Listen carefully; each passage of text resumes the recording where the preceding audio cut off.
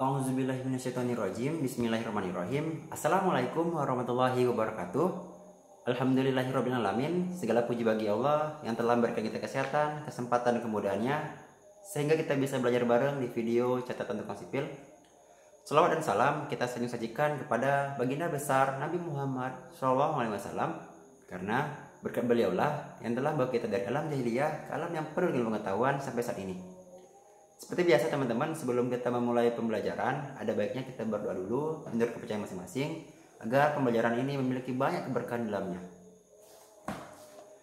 Auzubillahiminasyaitonirrajim. Bismillahirrahmanirrahim. Rabbi shrah sadri wa yassir li amri wahlul 'uqdatam min lisani yafqahu qawli. Rabbi zidni ilman warzuqni fahman. Amin.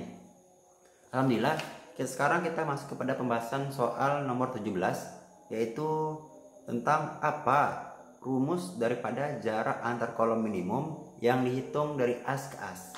Kita ulang ya. Apa rumus jarak antar kolom minimum yang dihitung dari as ke as? Ini dia. Nah, sebelum kita jawab, sekarang kita bahas dulu kenapa nih pertanyaannya itu tentang jarak kolom.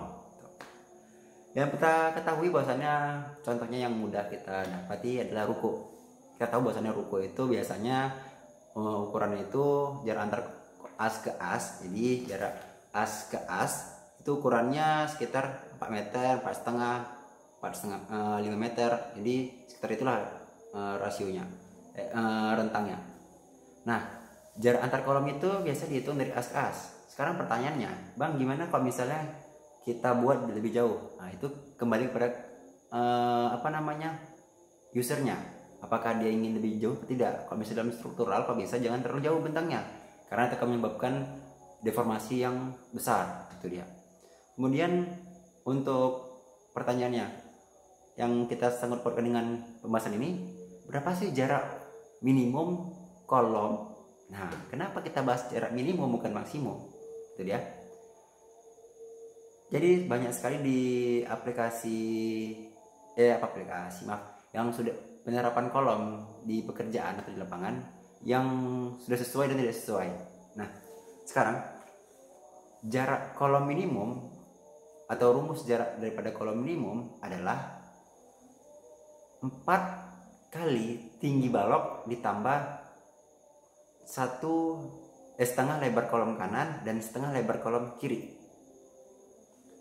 Kita ulangi, rumus daripada kalau kalian ingin catat silakan catat. Jadi rumus daripada jarak kolom minimum dari as kiri ke as kanan itu adalah 4 kali tinggi balok ditambah setengah lebar kolom sisi kiri ditambah setengah lebar kolom sisi kanan. Itu dia. Jadi itulah rumusnya. Kenapa bukan dibilang nilai atau angka? Karena di sini bersangkut paut dengan tinggi balok. Jadi kita nggak bisa bilang sekian meter, nggak bisa, karena baloknya bisa jadi lebih besar atau lebih kecil. Itu dia.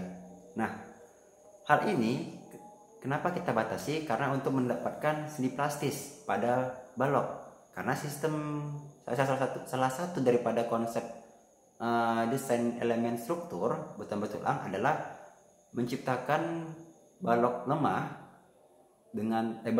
dan kolom kuat. Jadi kolom kuat, balok lemah, kolom kuat. Itu dia. Kita ulangi, balok lemah, kolom kuat, balok lemah. Bukan sebaliknya ya. Bukan, ini yang salah nih. Yang salah adalah kolom lemah, balok kuat. Itu berbahaya. Yang betul itu adalah kolom kuat, balok lemah. Kenapa kita bilang harus kolom kuat, balok lemah? Nah, kalau lah yang kita bilang keruntuhan terjadi di balok karena baloknya lemah, maka keruntuhan itu dapat ditahan oleh kolom. Kenapa kolom yang menahan balok? Karena kolom dapat berdiri. Sebaliknya, jika baloknya kuat dan kolomnya lemah, ini yang berbahaya. Kalau baloknya kuat, kolomnya lemah, dia akan langsung terjadi keruntuhan secara tiba-tiba, dan itu sangat disayangkan karena akan menelan korban jiwa, sehingga penghuni daripada ruangan yang di bawahnya atau di atasnya itu belum sempat melarikan diri. Itu dia. Nah, di sini kalau misalnya saya udah buat gambar coret-coretan, bisa dilihat. Ya. Ya. Jadi ini adalah kolom yang warna biru ini adalah kolom utama, kolom struktural. KS ini adalah kolom struktural, sedangkan BS ini adalah balok struktural, dan KP ini adalah balok kolom praktis. Nah, jadi di sini pertanyaannya, ketika kita bangun kolom struktural kanan dan kiri, yang dihubungkan dengan balok struktural, nah yang ingin jadi pertanyaannya itu berapakah jarak antar kolom ini? Nah, seperti yang tadi, bahwasanya panjang bersih nih yang warna merah merah nih jaraknya tadi rumusnya adalah 4 kali tinggi balok ditambah setengah sisi nih, setengah gambar dulu.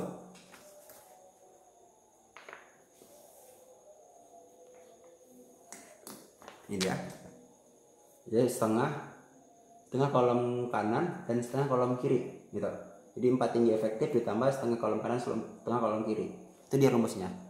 Ketika hal ini jadi seperti ini dia. Ini tidak masalah. Kenapa? Karena kolom praktis bukanlah kolom struktural. Ini dia, bukanlah kolom struktural. Ini, bukanlah kolom struktural. Jadi tidak masalah. Namun ketika yang terjadi di lapangan itu ada yang silap. Kenapa? Kolom praktis dicor bersamaan dengan balok utama. Oke, saya ulangi. Jadi ketika kita bangun nih, ketika kolom di kita coret lagi ya, coret lagi biar jelas dia.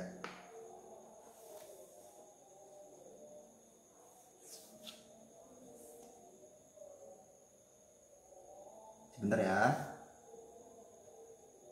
Oke, ini dia. Jadi ini mau perhatiin. Pada bagian ini nih. Jadi ketika kita ingin mengecor balok struktural nih. Kan kita punya kolom sampai sini nih. Kolom strukturalnya dan kolom praktisnya. Nah, ketika hal seperti ini, kita inginkan bahwasannya balok itu sampai habis untuk dicor. Dan itu sekaligus. Bener kan? Nah, kalau hal yang seperti ini terjadi itu tidak masalah. Walaupun di sini kolom praktisnya dicor barengan dengan kolom balok strukturnya.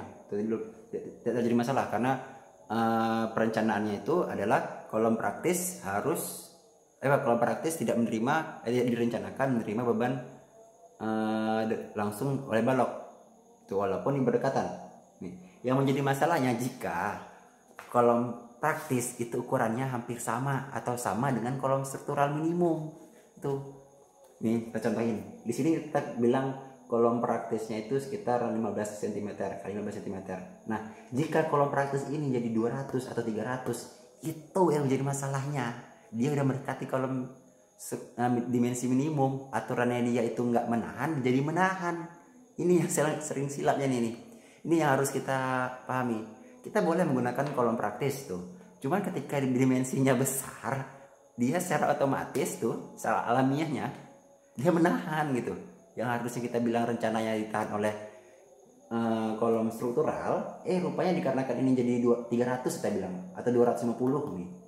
Ini jadi berpengaruh besar ke sini, ke baloknya. Jadi balok ini, bentang yang kecil ini yang elemen ini ditahan oleh kolom praktis dikarenakan kolom praktisnya besar tuh, sehingga kok bisa kita lihat di sini, ini dia di sini, ini sehingga di sini elemen ini nggak tercapai karena kolom praktisnya besar. Ini kan kita bilang 500, di sini 300 nih atau 250 tuh.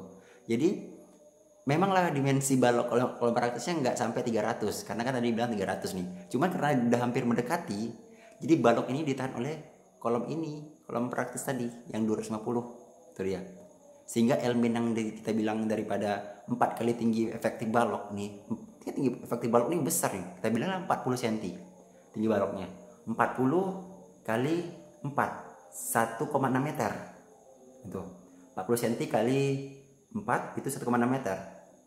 Dah ditambah lagi dengan setengah kolom. Kalau kolomnya itu kolom utama yang ini kita bilang adalah 400, kita bilang 500 ya, jangan 400, 500. Nah berarti 250 sisi kanan dan kiri, berarti 500. 2,1 meter nih Elmin yang harus tercapai di sini.